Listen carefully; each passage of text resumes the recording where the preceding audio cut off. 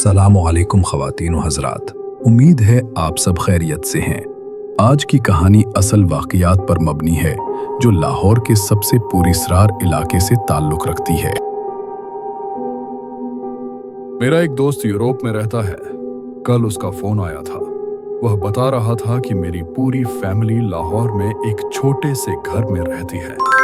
2009 में उनके माता पिता ने एक घर खरीदने का इरादा किया ताकि आगे जाकर बच्चों की शादी कर सकें। अभी यह घर छोटा था और ज़रूरत पड़ने पर उन्होंने मॉडल टाउन में एक घर खरीद लिया जो पुरानी निर्माण वाली थी और उसमें थोड़ा सा रिनोवेशन और रंग वगैरह का काम था।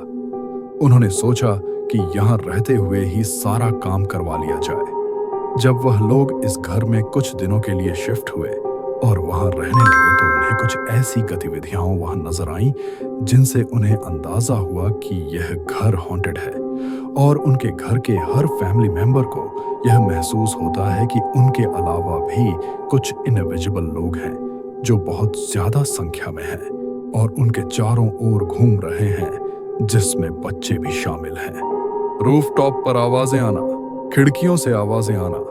जब रात में ये लोग सो जाते तो महसूस होता कि कोई किचन में खाना बना रहा है। कुछ दिन तो इन लोगों ने बड़ी मुश्किल से गुजारे। अभी कुछ दिन पहले ही घर बदला था। इतने जल्दी मुमकिन नहीं था कि घर बदला जा सके। इन लोगों ने अल्लाह पर छोड़ दिया। लेकिन जब ये सारी गतिविधियां बहुत ज्यादा बढ़ गईं, तभी वो लोग वापस अपने पुराने घर शिफ्ट हो गए। 6 दिन बाद उन्होंने वहां एक चौकीदार रख दिया सुरक्षा के लिए।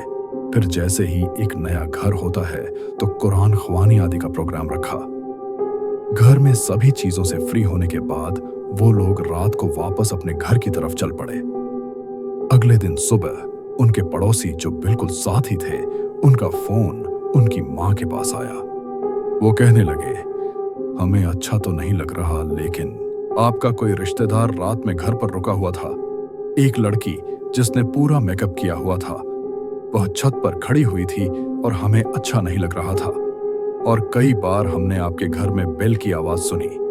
जब हमने झांक कर देखा कि दरवाजे पर कौन है तो वहां कोई भी नहीं था और कई बार हमने बेल की आवाज सुनी। 2 या 3 बार आपके घर के अंदर लाइट्स भी जल रही थीं। देखें, यह कोई अजीब बात नहीं है, लेकिन वह लड़की पूरा मेकअप करके रात को तैयार होकर खड़ी हुई थी। 1:30 बजे या 2 बजे रात को। यह अच्छी बात नहीं थी। यह बिल्कुल भी अच्छा नहीं लग रहा था।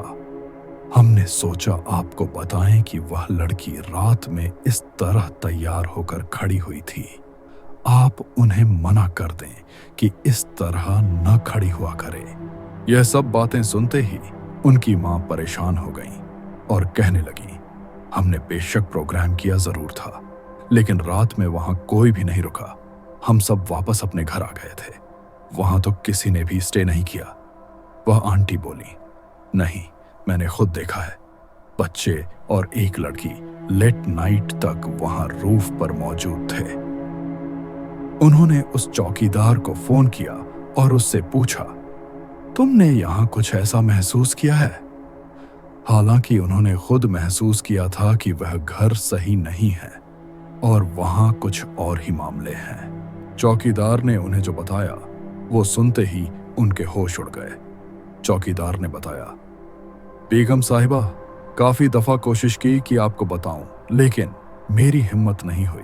मैं जब भी सफाई के लिए घर के अंदर जाता हूं, मुझे कोई अदृश्य मखलूक घर से बाहर धकेल देती है।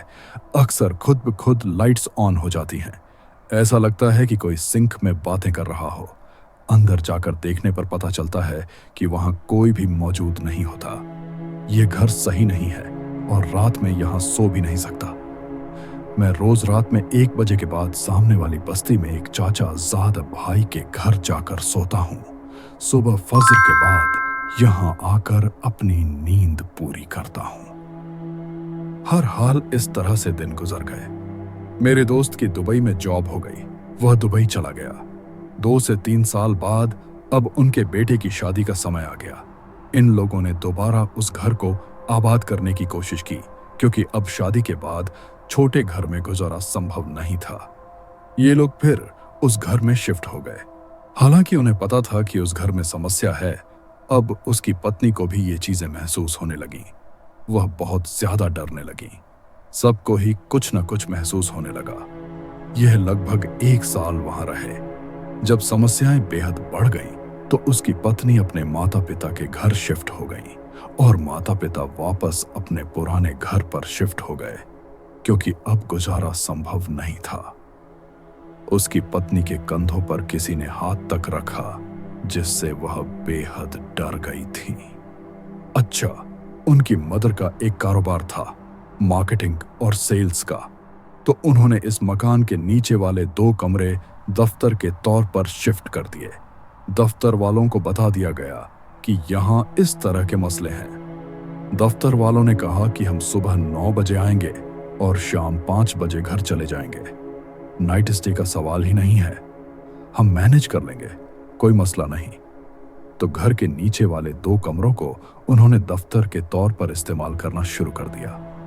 मेरा दोस्त, जिसकी नौकरी बाद में दूसरी मुल्क में हो गई, वह दफ्तर लगभग 2 साल चला। फिर यूं हुआ कि एक उनके रिश्तेदार को दुबई से लाहौर आना पड़ा। किसी की मौत हो गई थी और उन्हें यहां 1 महीना रहना था। इसके लिए रहने का घर चाहिए था।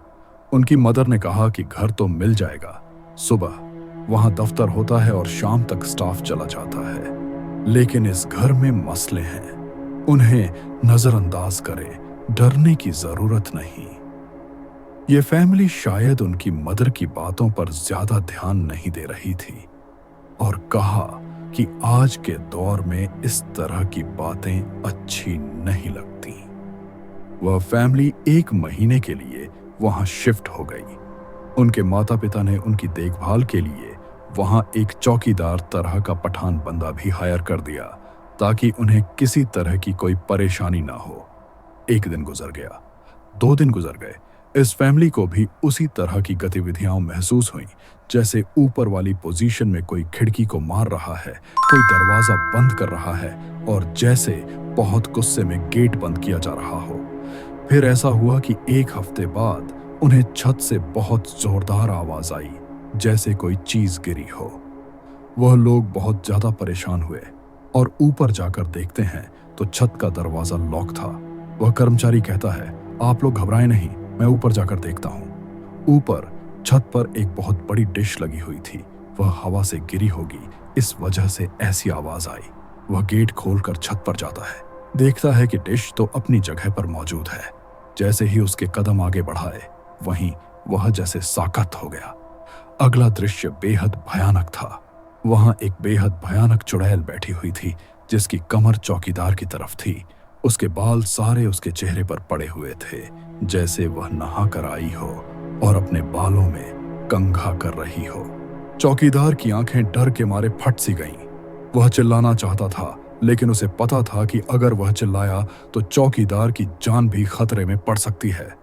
वह बेहद दबे कदम वापस सीढ़ियों की तरफ आ गया, गेट लॉक किया और नीचे की तरफ भागा और जोर जोर से तस्बीह की गर्दन का जिक्र करने लगा। नीचे आकर उसने उस बात का उल्लेख किया जो वहां रखी हुई फैमिली को अगली सुबह ही उनकी मां को फोन करके बता दिया कि काफी दिनों से समस्याएं थीं, मगर आज यह सब हुआ है। अब तो यहाँ रहना भी नामुमकिन सा हो गया है। हम लोग कहीं और शिफ्ट हो रहे हैं और वह फैमिली वहां से ट्रांसफर हो गई। जब तक वह चौकीदार वहां रहा, वहां समस्याएं होती रहीं। कुछ दिन बाद ही वह चौकीदार भी वहां रहना संभव नहीं रहा और वह कहीं और चले गए। फिर उनकी फैमिली ने वह घर बेच दिया और खरीदने वालों को बताकर बेचा कि इस घर में इस तरह के मामले हैं। जिन लोगों ने वह घर खरीदा, उन्होंने भी वहां रहना उचित नहीं समझा और उन्होंने वहां ऑफिस बना लिया। आज भी वह घर वहीं मौजूद है और आज भी वही तरह की समस्याएं हैं जो शायद कभी खत्म ना हो। क्या आप वहां जाना पसंद करेंगे?